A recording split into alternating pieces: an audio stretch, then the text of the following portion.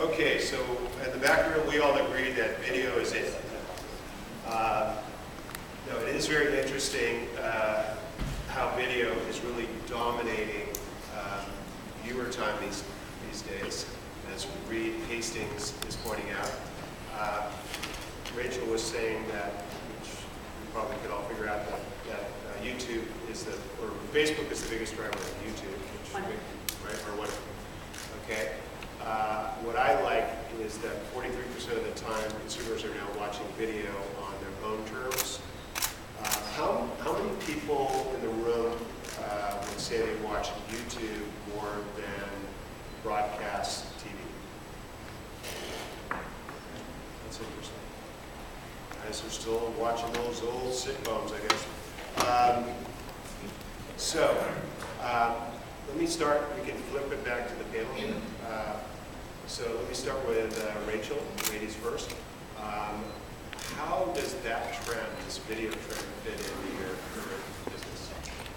Video growth is explosive, but as the volume increases, you have a discovery problem. There's a lot of noise, and finding the right video at the right moment is hard if you know what you're looking for, but if you're browsing and you don't know what you're looking for, it can be virtually impossible. There's just so much volume. And so what we do in our model at FemInc is really look at how can you present a set of contextualized video recommendations that appeal to what the viewer wants in that moment, even before they know what to search for. So it's sort of like a pre-search intent. How do you anticipate the needs of the user in the context of what they're doing and present them with a relevant set of contextualized videos that will drive engagement and keep them coming back to watch more. So Vince, your company's name is Thismoment. Yes, it is. To pick up on what Rachel was saying, being in the moment. So that's right. How does what's your little business here? Well, as it relates to video, what we do really are two things. One is we help brands, well, our customers are mainly large brands, Fortune 500 brands, that are trying to deepen engagement with their customers or prospects online. And as it relates to video, we help them to manage their own video content, but also user-generated video content, so that they can find videos that are relevant or procure them and then clear the rights to use them and incorporate them into their programming. And then we also help them to build channels, because a lot of the video viewing today is transactional. It's you watch it, you're done. But what everyone's really looking for is just a series of transactions. You're actually looking for some kind of ongoing connection, and that is where the channel concept is, really comes into play. David. So we look at video as a delivery distribution vehicle. Our primary focus, though, is to look at what video has been. It's been about content. It's been about shows.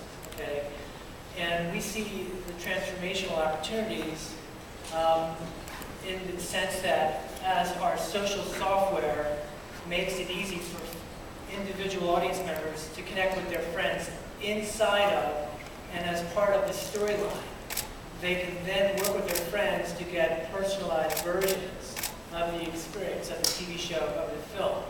So we're utilizing video as a delivery vehicle, but it's dynamically composited. Best way to think about it is what Zynga did for gaming, utilizing the social graph to drive dynamic content that's contextually relevant to someone's social environment. We're doing the same thing for film and TV. So what we're seeing is this new generation of content creators coming out and saying, that's great, film used to be one camera, shoot everything, then you added sound, then you added color, now, and you've added, lately you added some CG.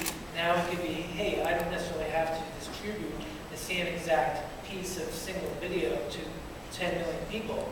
I can then make it contextually relevant relative to the nuances of the actual experience. So there's two things that I know about video. One is that it's the most emotionally manipulative medium, right?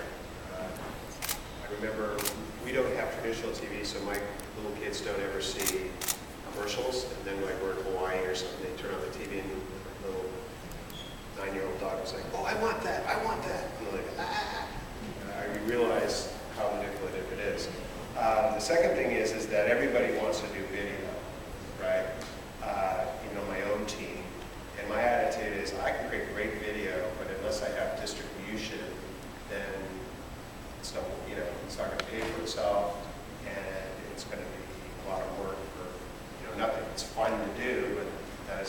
do something. So historically, you needed a lot of distribution to make video. So let me start with Vince. What are the different ways? I mean, we do live in a world of niche, or Yeah. video is not. You're not getting a breakup of the television and all that means that a lot of videos. There's very few video that gets a lot of distribution. Right. I think that's true. First of all, our customers are marketers, so I guess I would probably use words like impactful or engaging versus manipulative when I talk about video. But that's just the just Watch my daughter watch commercials. Yeah. So, well, I think that you're right. There used to be finite distribution. It was manageable. If you wanted to access mass audiences, it was easy to do so.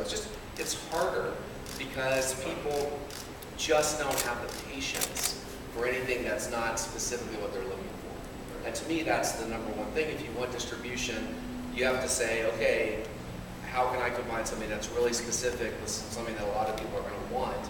And that's where you would focus your efforts. Making something general and people will find it, or even trying to drive them to it through advertising or something else, it's just harder and harder to do. Rachel? So I agree that video has a lot of the emotive power that, say, traditional television has, with the combination of sights and emotion that can really engage a viewer. And I think it's because in the digital realm we haven't really had a lot of the capabilities to tap into the potential of what that means, that we maybe haven't made the most of the video opportunity. And when we thought about building our platform, it really looked at humans as multidimensional beings that have a variety of needs and wants. And so, our algorithms are actually based on the foundation of neuroscience that looks at a combination of dimensions that all can serve a user's intent. And that intent could be around learning, it could be around self-improvement, it could be emotional desires and aspirations. And it's that understanding that I think is really key to unlocking more than just that sort of manipulative approach, really thinking about how do you serve someone more deeply. And I think to layer onto that the opportunity in monetization, when you can connect a user with, maybe it's a brand, and a brand message at a moment when that brand can actually have an impact, when they actually can deliver value to the end user, then you've got a powerful combination, and that's what we're seeking to do. Your thoughts on this? Sure. The distribution is interesting because if you look at where the consumer is where the touch point is for the consumer, it's all these new vehicles, right? It's YouTube, it's Netflix now. For us, Facebook is a distribution vehicle, right? So when we launched On the Map, which was the first social reality TV show distributed through Facebook, okay, we went as a television, working with a television production entity, went from creation to having it finished, multiple episodes, 12 episodes, and within 3 months, we distributed through Facebook, and in 2 weeks, we had that seen in 70 different countries around the world. Try doing that within the ecosystem of Hollywood, right? So for us, it was very liberating relative to the distribution environment, right? More importantly, through Facebook, it becomes its own audience-generating vehicle because it was written into the show, reasons that you want to get your friends in, much like the gamers did in social, in the gaming mechanics.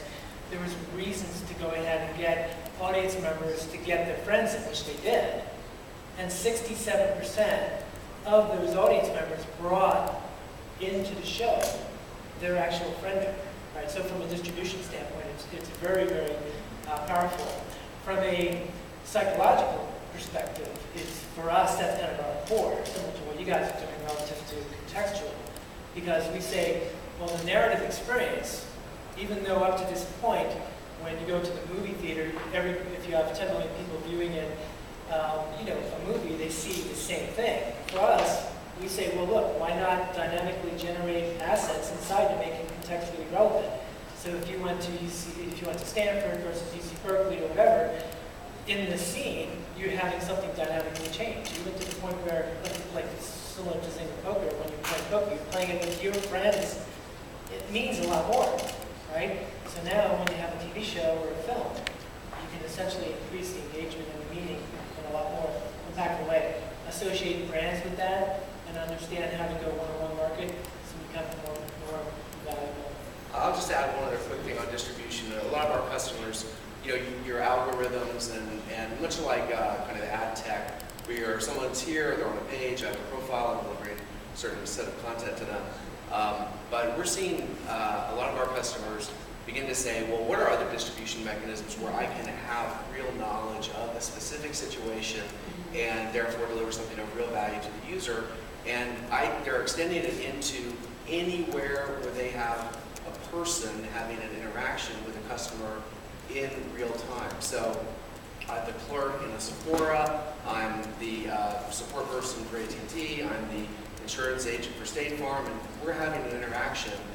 And that is allowing me to get real quickly to a specific set of content, a lot of which might be video driven, that I can then very quickly deliver to you right then, generally through mobile, through a text, because I know it contains stuff that's relevant to you right now. And because it is relevant, you're likely to look at it. And then you have the opportunity to mix in a few other things, like the next thing you'd like that person to look at. So I call that kind of smart distribution, which is where there's knowledge because of the interaction, then to be able to take advantage of that, and video being a critical component of it.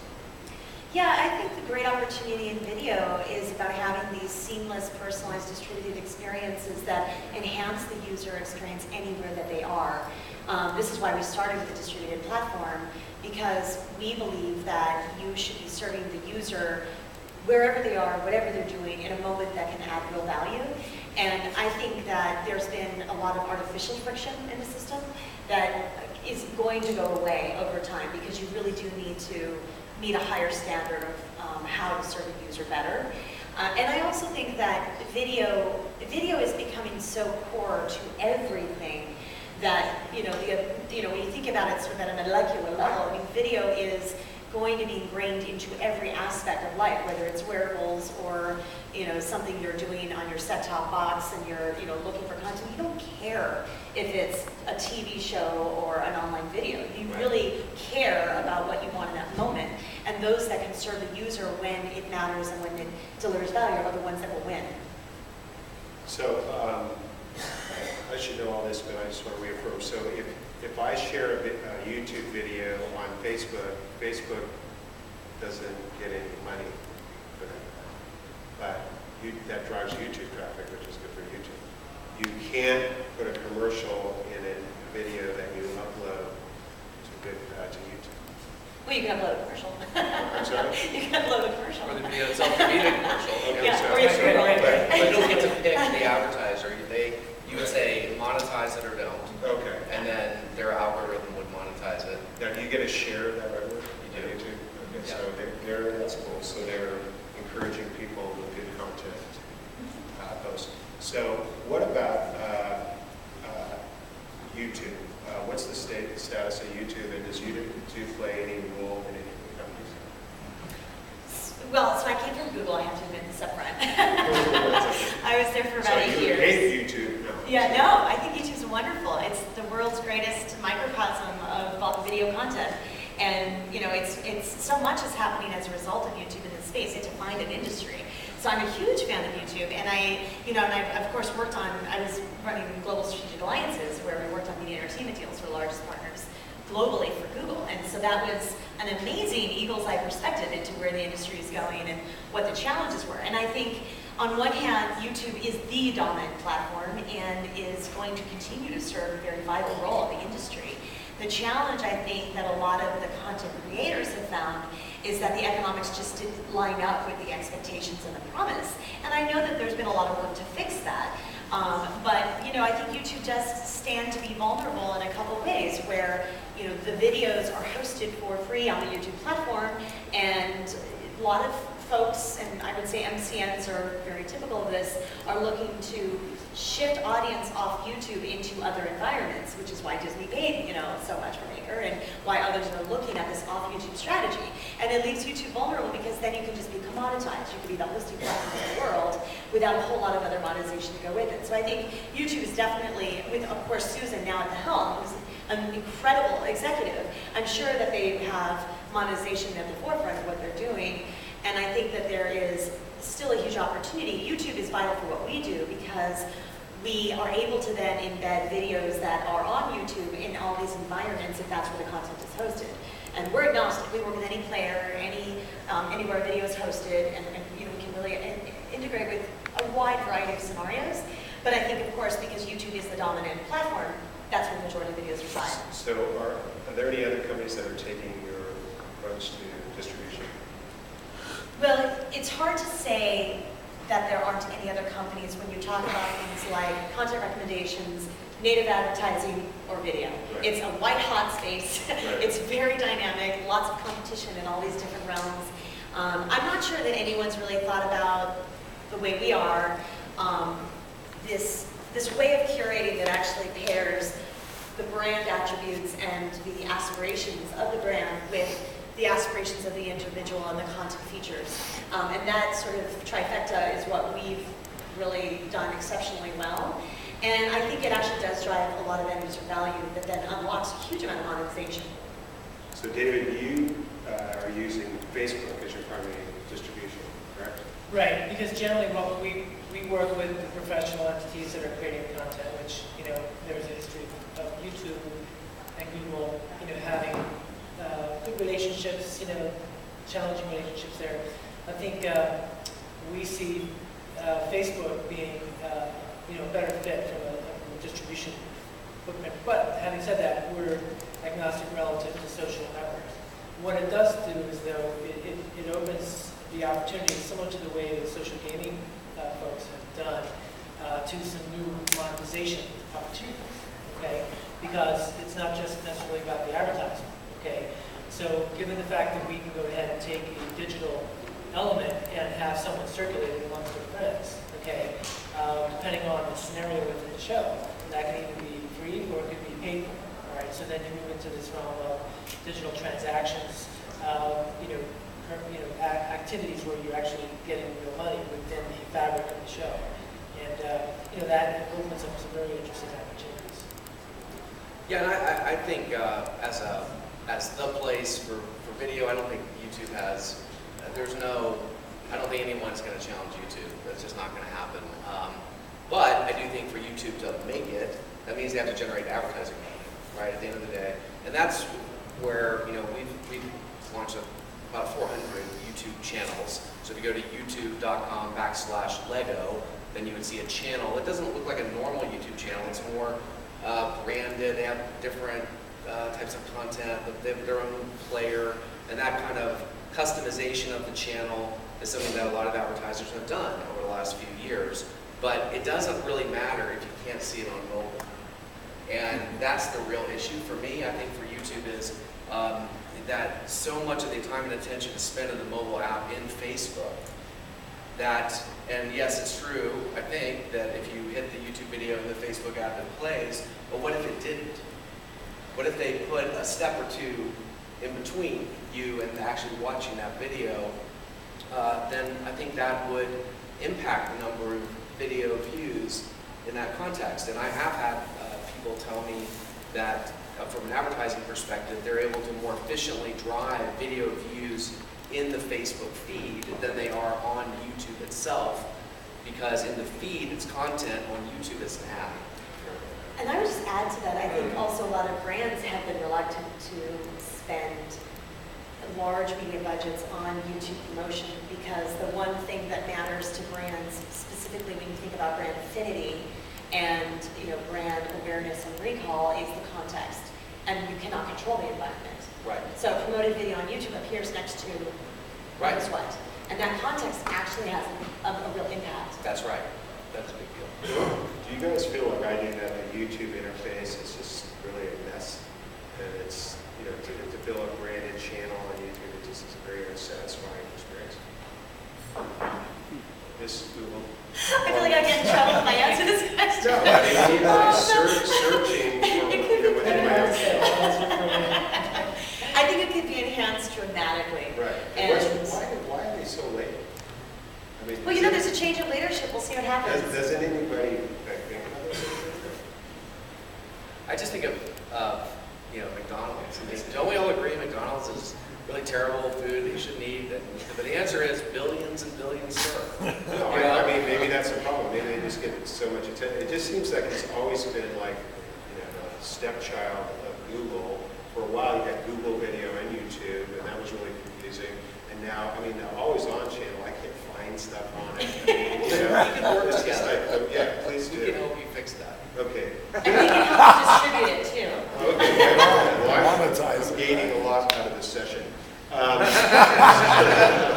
Which is, believe it or not, I live off my own events. Have a lot of good business development that come out of it. So thank you. You're both signed up as well as you can. So I want to open it up for audience in a second, but what is your, I don't know, do you want your company to be worth $1 billion? Give or take 100 million. Okay. Yeah. So what's going to make it work? I think our belief is if we can unlock user-generated content, because at the end of the day, how much video content does anybody have? Not enough, never enough. You can't make it, no matter how much money you have, you can't make enough content. So you have to be able to tap into the user content, and that's not just video, that's all formats. And we feel like if we can be really great at finding that content, bringing it in, clearing the rights to it, and then allowing you to mix it with your official assets, and then drive that out to a channel, whatever it might be, that's actually a multi-billion-dollar idea.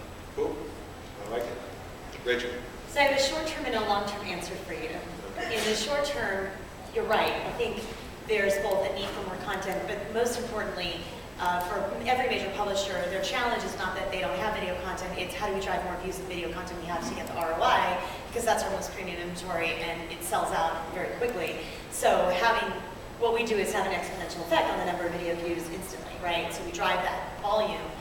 But I think over the longer term, a real opportunity is looking at the role that brands can play in this ecosystem.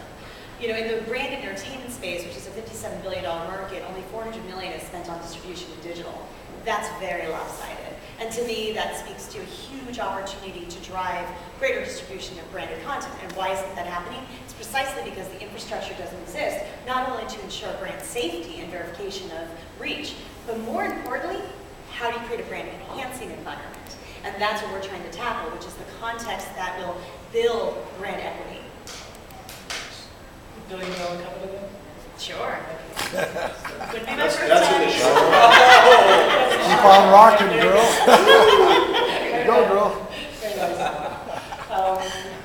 So if we look at the situation we're in right now with IP and our patents and such, and the trends that audience members, especially 18 to 24, 18 to 35, the communication vehicles that they have available to themselves now, Snapchat, all of the messaging, there's a technology that's enabling communication between groups of people. If you add narratives to that, stories, massively compelling, right? Because, by and large, if you watch YouTube, okay, you get together with a bunch of folks, but you're all kind of watching that experience, individually. But if you're now in a story environment, right, and the gaming guys, again, they figure this stuff out, and we're just applying it to film and narrative and such. If you're in an environment that you can be sharing experiences beyond the water cooler, actually within the scope of the show, right? And then providing your own content from your mobile device that shows up in the show. And that's very compelling in terms of an opportunity. So, and I think that's where, if I can join you guys in the $1 billion club. We're the Billionaires Club now. Billionaires to be. To be. So let's open it up. Anybody? This all-important subject. You got a pretty decent brain trust here on the video business. Questions? I guess we've so thoroughly informed you. Okay, Richard? Yeah, so recently the World Cup soccer match was on, and Germany won, and lot of eyeballs were on it.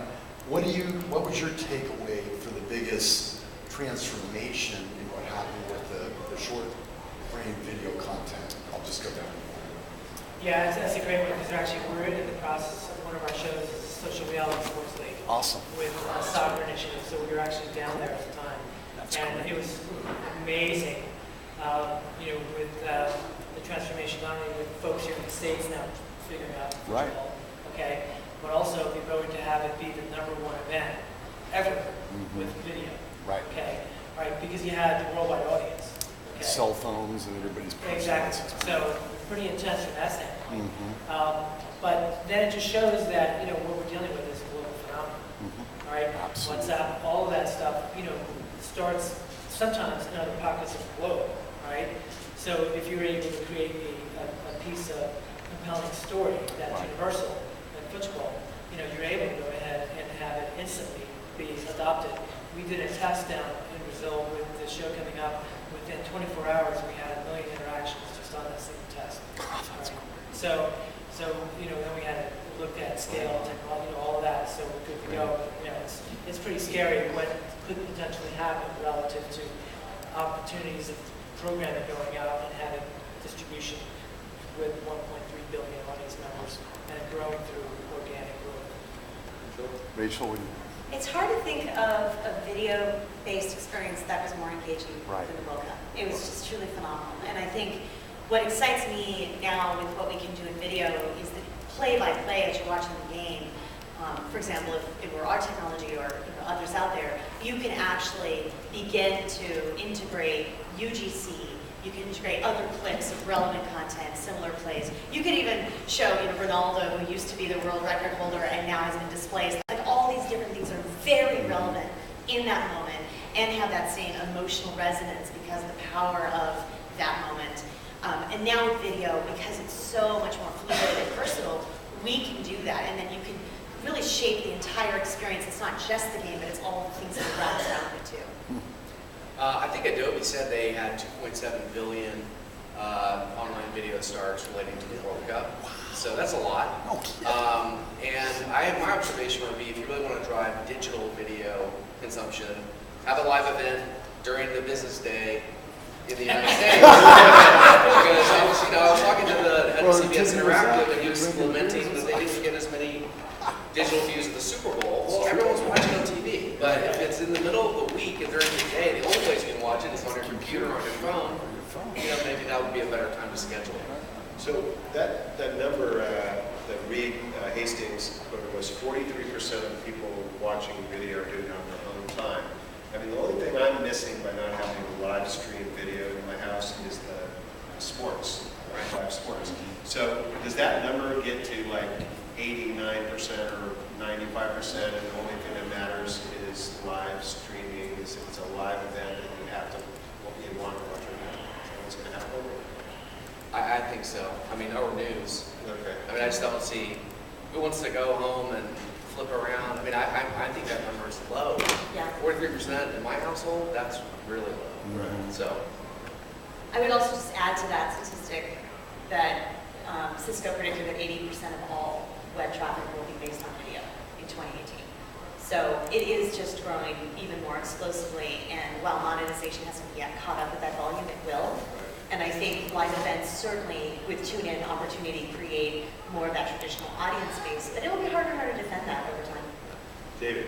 Can you guys comment on how you see the future of the TV affiliate and the TV station model and all that as it relates to the kind of disruption, and then in particular with the Ariel decision at the Supreme Court, how does that affect what you guys are thinking about? Well, if you look at the existing infrastructure of Hollywood, clearly everyone there is trying to figure out how this digital world is going to impact your business. There's execs that are concerned that within 3 to 5 years, the network environment as we know it will not exist. And what's happening relative to consumption in the 18 to 24 timetables, YouTube and Facebook and all that. I think great storytelling will always the greatest thing, put aside maybe the one or two hits that come out of YouTube, okay? Great storytellers will always exist to tell great stories, right? It's a craft, okay? I think the Supreme Court decision, gives some ability and leverage to the folks that actually have the craft to be able to leverage it and make money out of it.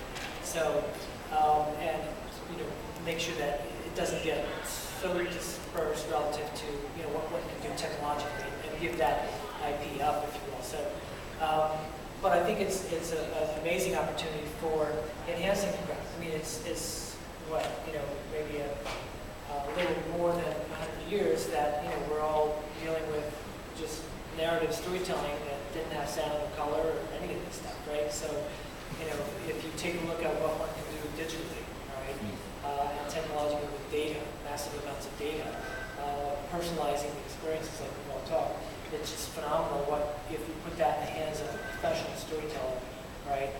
And the professional could be somebody who's just coming out of USC, for all we know, right?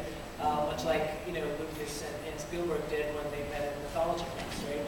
So, the ability to do that now within this environment, I think, is really pretty cool relative to what can happen in the next, 5, 10, 15 years. So your question has a lot loaded into it. Well, they own all the advertising dollars. That's really where it all is. Yeah, and I think that they've benefited disproportionately from the fact that those traditional dollars haven't completely shifted into digital, and in fact, there's a huge opportunity to do so.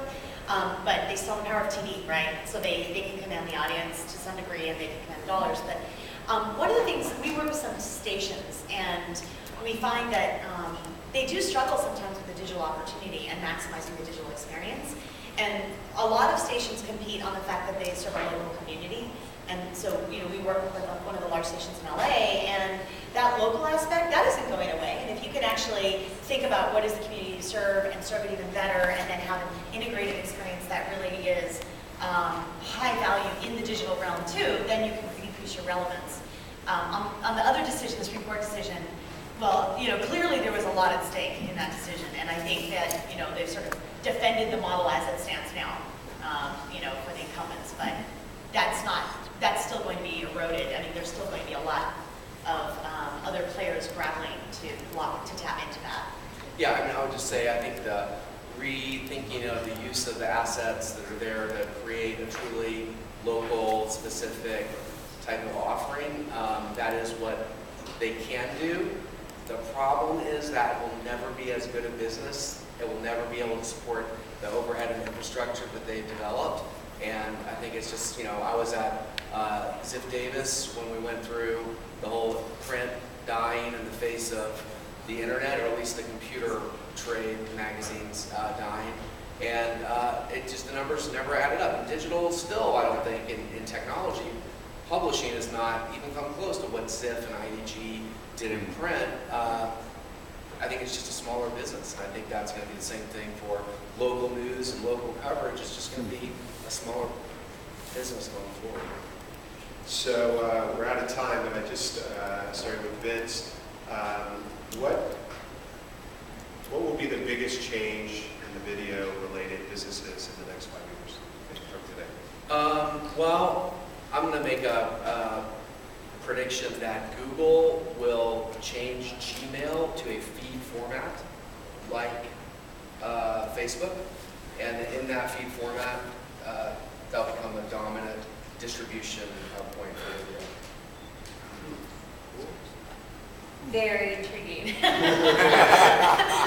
Locking that one away. I think that video will be considered less in this siloed way and will become a very versatile medium that pervades every aspect of a person's daily existence. It will be everywhere on every screen, and it will be much more seamless and fluid and elegant in my mind. It'll be more of an elegant experience because right now it still has that sort of, there are elements to it that still seem rudimentary. Video will be personalized per individual within the screen, not necessarily stacking up video after video that is cued for that individual, but similar to gaming, similar to anything else technologically driven. If you look at the step right before in the pre-production the production process at the avid stage, right?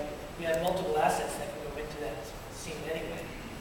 If you take out, push the final print button, and move that decision to the point of the audience, very compelling, not only to the creative individual, but to the audience member.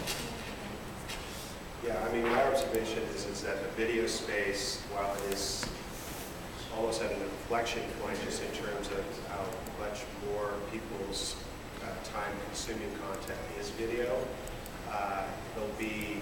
it's the area that needs the most sorting out in terms of business model, and I'm not sure at this point in history we've really got figured out. So I'm glad you guys agree with that. So on that final note of agreement, I want to give it up for a great panel.